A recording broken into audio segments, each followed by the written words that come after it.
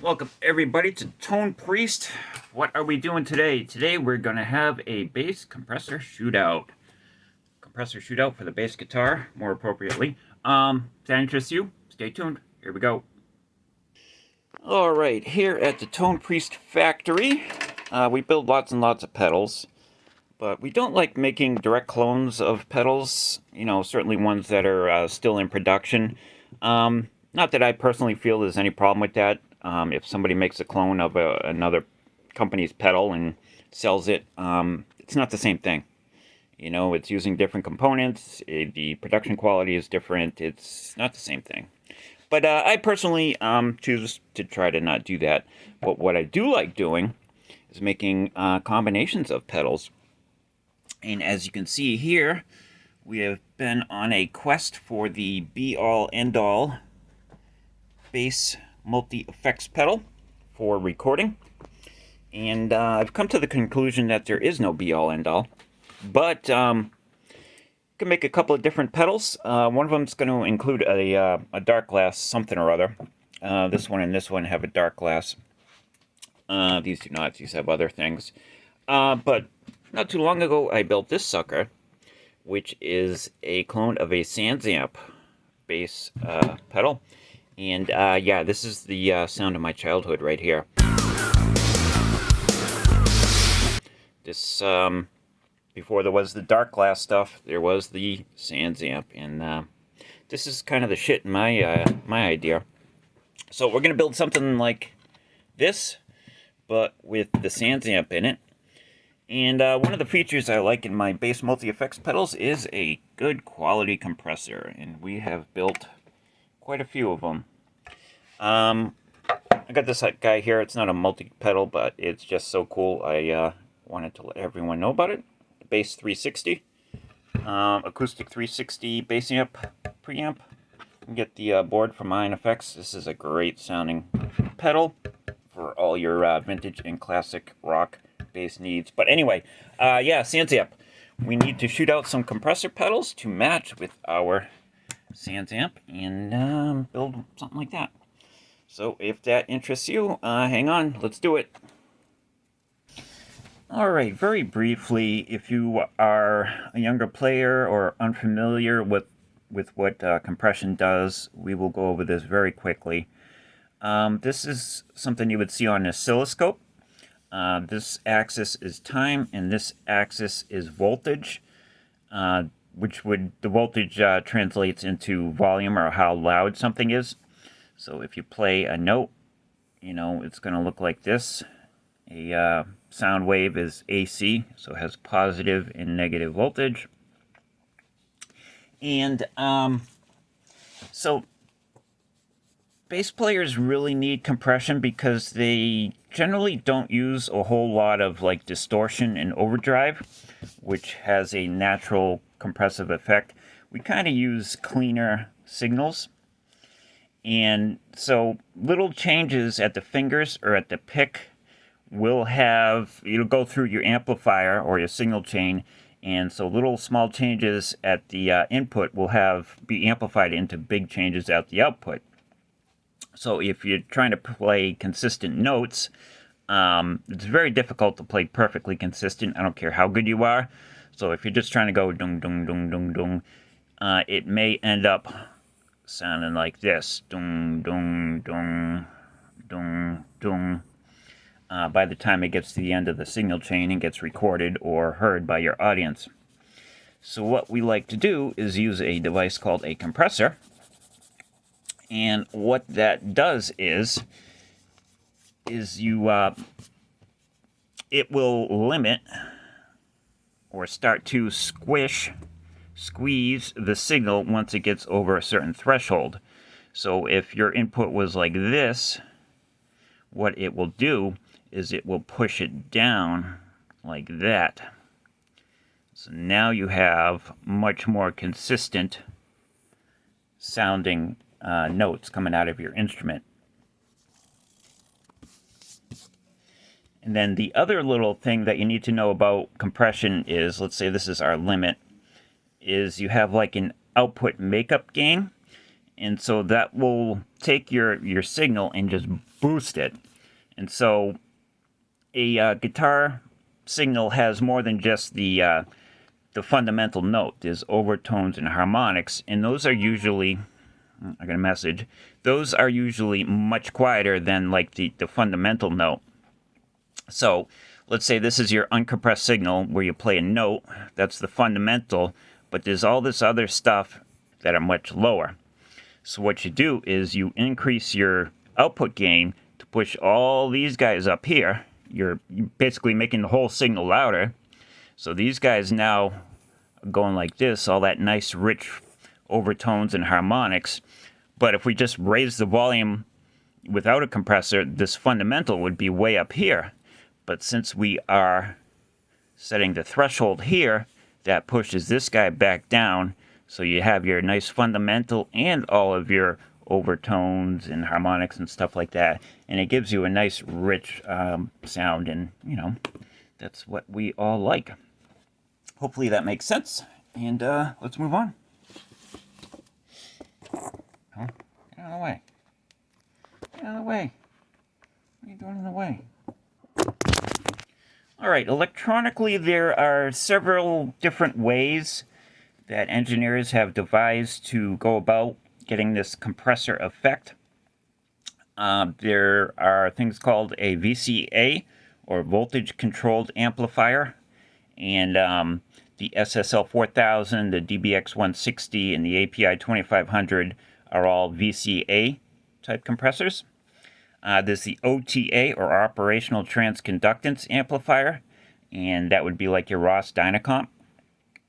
There are optical style compressors, that would be your LA2A, the Varimu, or tube compressor, and the FET, or field effect transistor style compressor, and that's your 1176. The types of compressors we're going to be shooting out today, we have the Boss CS3, which is a VCA. We have the Barber / Keeley style compressor, which is an OTA. And then we're shooting out a Sexy Comp 76 and a Cornish OC1, and those are both optical style compressors. And here on the screen is what ChatGPT says about each of these styles of compressors. So hopefully that is interesting to you. Alrighty, fellas, here is the setup we're using here. We're using the Stone Temple bass, my Schecter Model T Studio, into our 4 compressor pedals that I've built. The Boss CS3, the Mad Bean pedals, Keeley Barber type device we got going on here. The, can't pronounce that. How do you pronounce that? Chikugnani Sexy Comp 76. And finally the Cornish OC1.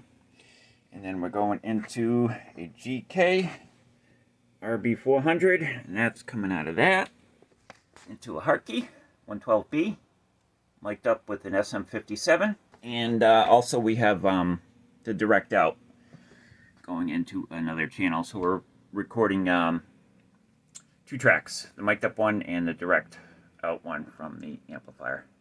That's what we're doing. So let's do it. All right, fellas, hopefully you can see everything here. This is going to be a fun one to edit. Here's the uncompressed dry bass tone.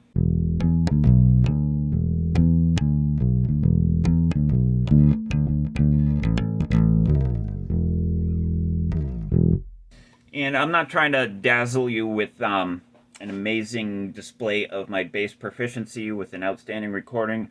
I just want you guys to kind of get an idea and to be able to hear what I'm hearing in here, and to come to your own judgments about these pedals here. And without further ado, let's do this. So the first thing I want to test is how noisy each of the circuits are. From what I've read, the Ross-based compressors, so that would be like the Keeley Barber compressor, is known to be a little noisy. So what we're going to do is turn each one on, one after another, and we're just going to crank it and see how much noise it makes. I got the bass in the just the humbucker position. Let's try the Boss.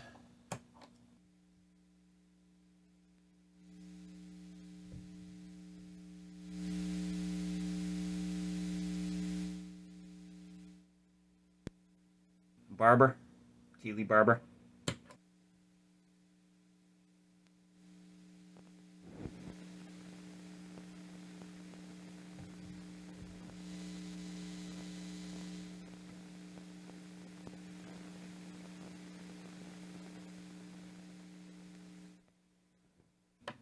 All right, that's interesting. One of the first pedals I built was a Ross compressor clone, and it was very noisy. It would pick up, the Mexican radio station down the street. And this is a little bit noisy too. There's more than just like circuit hiss and noise. It's noisy. It's no other way to put it. The sexy comp.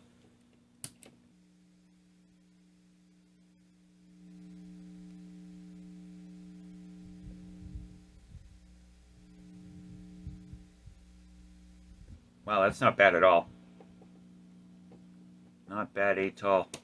And the Cornish.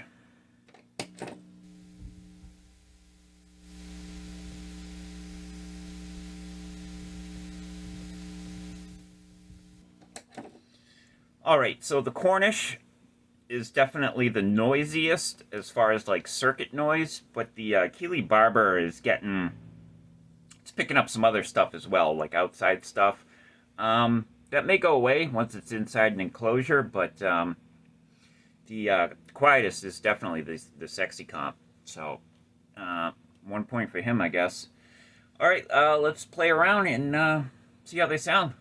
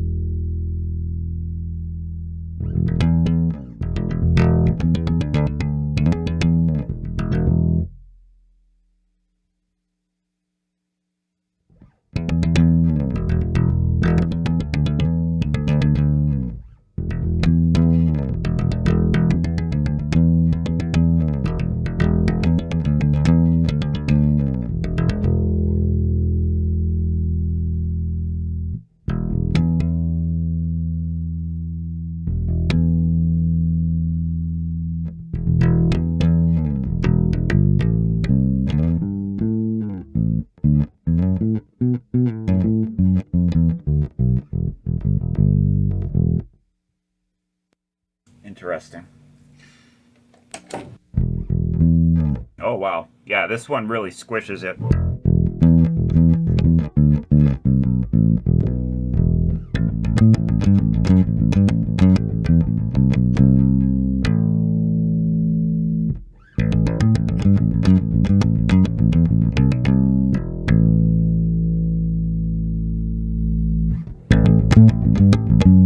Whoa.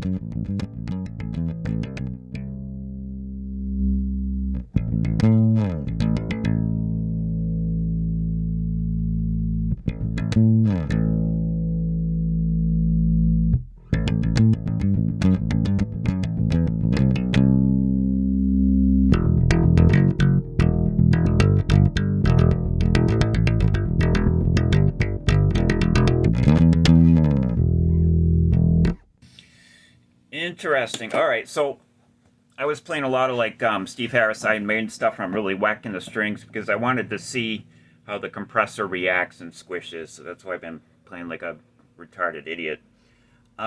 Interesting. Let's ponder that. All right, so I've been playing around with these for a little bit, and I'll do some more side-by-side comparisons here, probably a little bit better than we just did. This is what I've found so far. The Sexy Comp is the most subtle, and it changes the overall sound of your tone the least. But I think for that reason, where it's the effect is just too subtle, or it's not as pronounced as what I'm looking for. The Cornish works amazingly well. If you're looking for something to really squish the crap out of your tone, that's the one. I'm gonna rule it out because I like the way that the Boss and the Keeley changed the character of my tone more. This is a little bit more subtle. It has a stronger compressive effect than these other two. But these two change the way the bass sounds. It really brings out all the dynamics and overtones in a way that I really like. And plus, I'm going to be using this for a different project. I'm going to be using this for Project Gilmore. So we're going to be using him on the guitar, and I think it'll work really well on that. So we're kind of down to these two guys here. But let's do some side-by-sides. And hopefully you can hear what I'm talking about. Hopefully I can play. Dry, bass, tone.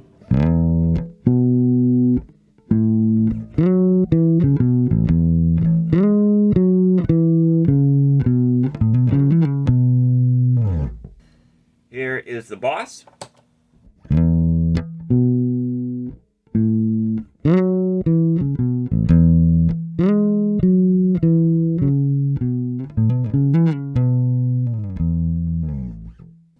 It's the Keeley. Barber. Let's turn this guy down a little bit.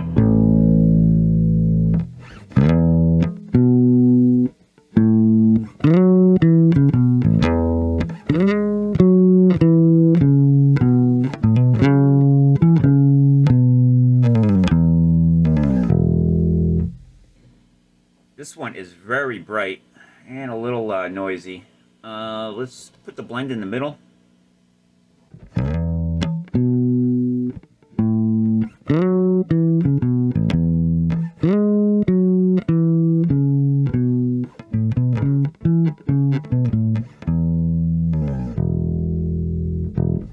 All right, Sexy Comp.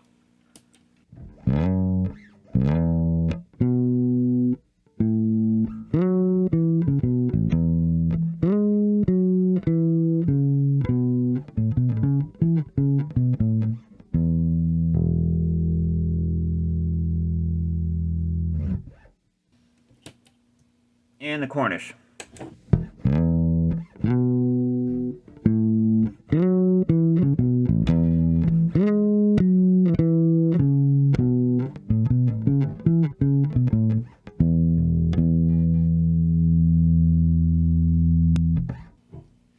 tone.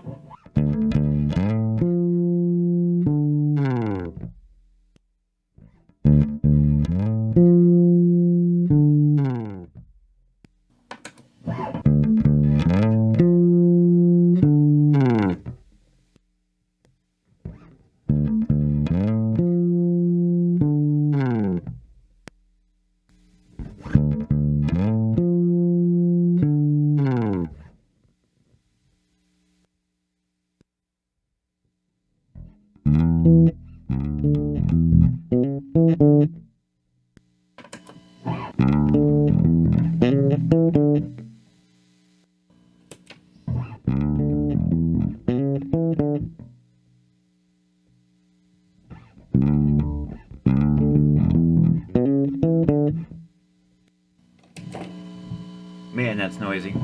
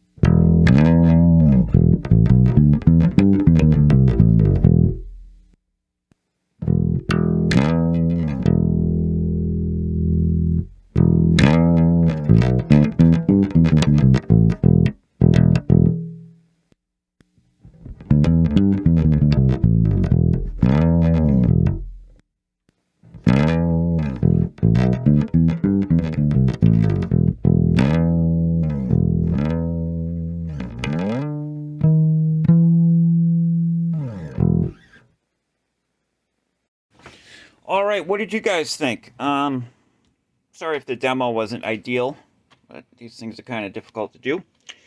Crossing this guy out, he's got the least amount of controls, he's the noisiest, and I'm going to be using him for another project. So the Cornish is out. The Sexy Comp was just a little bit too subtle. I think with a little bit of tweaking, it would have been very good, but not that it was a bad one. It sounded great, works good. It's just a little bit subtle. It has the most transparent tone out of all of them, but we're going to cross that guy out. Which leaves us with the Boss CS3 and the Keeley Barber comp. Keeley Barber does definitely add considerable brightness to your tone. But there's ways around that. Get a tone knob on the bass guitar. Not that that's a bad thing. Sometimes that brightness is a nice thing. You know, cut through the mix and all. And then the Boss, I mean, Boss is Boss. They, how often do they strike out? Almost never. It could be a toss-up between these two. I think the tiebreaker is going to be the blend control on the Keeley Barber version here. Parallel compression, that's always great to have, you know, but they both sound really, really good, and I like them both. And it's interesting that there are different kinds of compressors. The Boss is a VCA compressor, and then the Barber is an OTA. They kind of sort of work in a similar way, but they both sound very similar. But I think the winner here is going to be the Keeley Barber. This is a Mad Bean Pedals Compromat circuit board. And there are other very similar boards out there from other manufacturers you can get, you know, for the Keeley and the Barber tone press. But Mad Bean Pedals is a, they make great shit. I love their boards. But I think we have a winner right there. Keeley Barber, baby. Who knew? Two friggin' titans in the pedal business. Not that Boss is any slouch, but there's no wonder why they came in second place. All right, fellas, it's probably been a good couple of months since that last clip, and we have found a home for all of our compressors. What did we say the winner was? The Keeley Barber, right? And the Keeley Barber went into Shabalba here. This pedal is amazing. It's awesome. Here's our Keeley Barber compressor. We have a parametric mid EQ. I think the board came from Pedal PCB. And we have a Sans amp. And the board came from Mad Bean Pedals. This pedal is awesome. I love it. It does exactly what I want it to do. There is something a little strange going on with the chassis ground. There's a solder pad that you solder a little spring in, and the spring touches the chassis, because I think we're all floating here.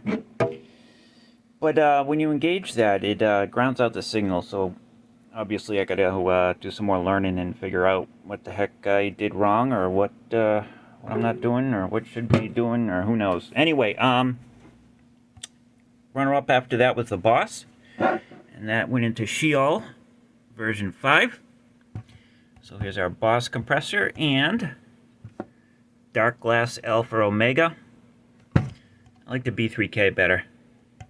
I'm not really agreeing with this one, but I've barely played it, so who knows? The jury's still out on that. But, yeah, that's a good one. The Sexy Comp from Dead End Effects went into Tone Priest Irenes. Is that how we pronounce that? So we have our Sexy Comp matched up with a clone of a Broughton Audio flip top.